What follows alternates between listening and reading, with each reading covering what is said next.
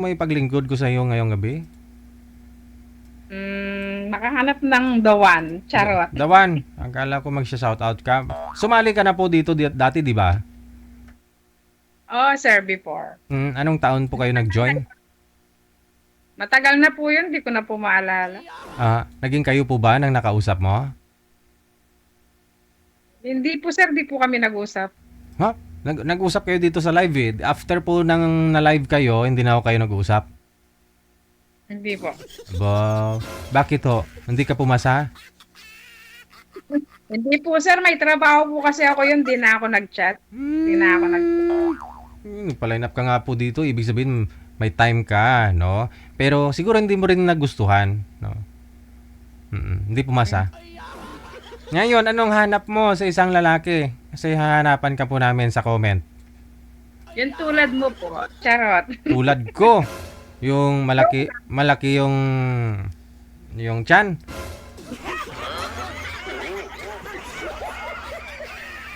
Malaki yung pangarap sa buhay, ganun. Okay. Bigyan mo kami specific dapat, no? Ano po yung kasal, hindi kasal, ano po, may trabaho, anong gusto mo? Yung hindi ko ikakapahamak, sir. Yung Papahamak. Yun bang hindi siya kriminal, baka pati ikaw madamay, ganun. yung walang sabit, Okay. Mm. yung Yung maayos. legal separated na talaga. Ganon. Ganon, pwede. Okay. So ilang taon po kayo, Ma'am Jazz? 46 po. 46. Okay. Ano po status niyo mo ngayon? Hiwalay sa asawa? Opo. Ilang taon ka na po bang hiwalay?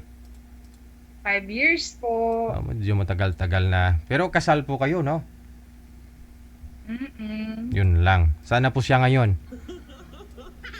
Tagal na po akong walang balita sa kanya eh. Huling balita nyo, sana po siya. Baka andun pa ho yun, naghihintay sa'yo. Wala na po kaming commitment yun. Pero Wala nang ilan po yung anak ninyo? 2 po. Ilang taon na ho'y panganay? 24 po. Bunso mo ilang taon na? 19 po. So, wala pang mga asawa? Nag-aaral? Yung isa po, yung bunso, college po. Okay. Sige. So, sa 5 years, nagka-boyfriend ka naman? Hindi pa? Hindi po. Hindi pa. Okay. Si mister nyo ba to kayo naghiwalay? Ikaw mismo nakipaghiwalay o siya? Ako po ang nang iwan kasi masyado ng toxic yung nananakit, ganon. Anong rason, no? Bakit sinasaktan ka ng asawa mo? Bakit hindi mo pinagbigyan? Oo. Siguro po, meron talagang ganyan na hindi na siguro isa't isa or masyado ng apektado, yung seloso. Seloso. Okay, so wala tayong magawa eh. Maganda ka eh. Ano po yung pinagsiselosan? May nahuli po ba? Nahuli ka niya na may ka-chatmate ka, may katagpo ka doon, may kausap ka? Wala po. Kasi po may tindahan po akong protestant dati. Tapos, syempre, hindi mo maiwasan yung may mga bumibiling nagbibiro. Ganon. Fruit stand. So yung biro nila, laki ng bansanas mo, ng apple mo, pulang-pula, mga ganon. Naririnig ni mister mo. Hindi naman po ganon. Anong pabiro? Pwede ko ba mahawakan yan kung talaga bang marabo? Marabo. Okay. Dahil po doon nagsiselo si mister mo, edi sana naghanap po kayo ng alternative na paraan para kumita pa bukod doon sa yung walang selos-selos. Siguro po hindi natin maialis sa isang lalaki yung gano'n na Mm. may pagsiselos. Kaso siyempre po, 'pag ang sabi nga po nila yung sumusobra masyado ng Kasi nasasaktan ka na, no? Nasaktan ka na. Okay. po Hindi ano, mo na hindi mo siya binigyan ng isa pang chance, magbago ka. Huwag mo akong saktan kasi nanay, tatay ko nga di ako sinasaktan, ganon. yun na siguro sir, talagang gano'n na. At saka okey naman na kami, yung ibig sabihin maayos naman na paghihiwalay, hindi naman Ah, yung okay. Pero nag-usap po kayo kung sakaling mag-asawa siya, mag-asawa ka, walang pakialaman, ganon. gano'n nga rin po. Pero kung verbal lang po kasi, pwedeng magbago yan kung wala kang pinaghahawakan, no? No, kahit na sa barangay man lang para at least mababa, pwede mo siya Nag Nag-usap po kami ng barangay then sa police station po kasi po nananakit na siya. nananakit. Okay. Nakaban na po siya diyan sa'yo.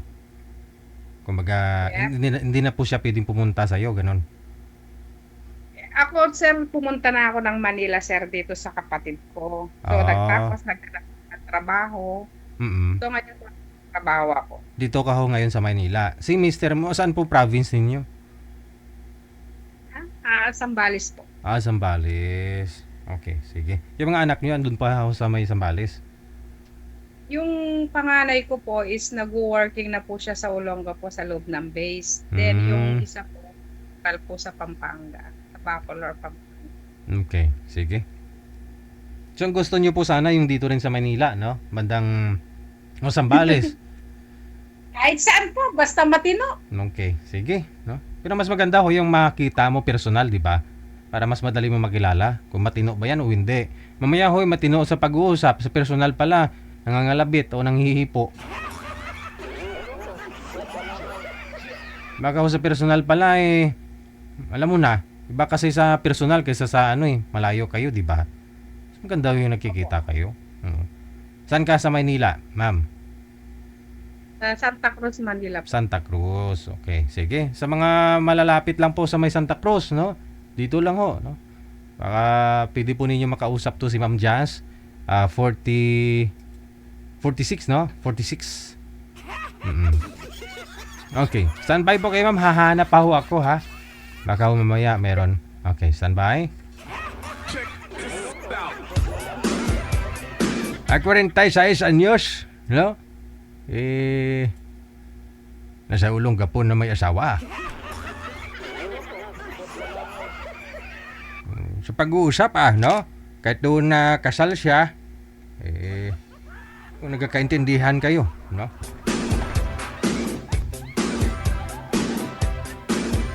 Nasa line 1 po pala siya, nasa line 1 kung gusto ninyo makausap. Pangalan nun si Josh